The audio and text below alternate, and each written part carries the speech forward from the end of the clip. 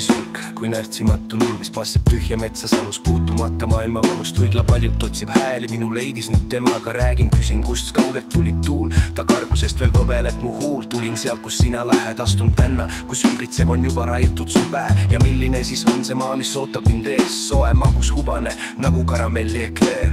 Ilmast ilma ilmudes ilmsus ilmaks ilmnebki, ilmneb ilmaks ilmatuks, ilma tuma ilmekaks. Kuid tuul, sina, kes sa oled ilma tuma suur, ütle, kas mu jälgi puhudes on ehk mornus sinu suul või teed sa seda rõõmuga, sest nii maailmale on parem ja minu rännak minema on üldine areng.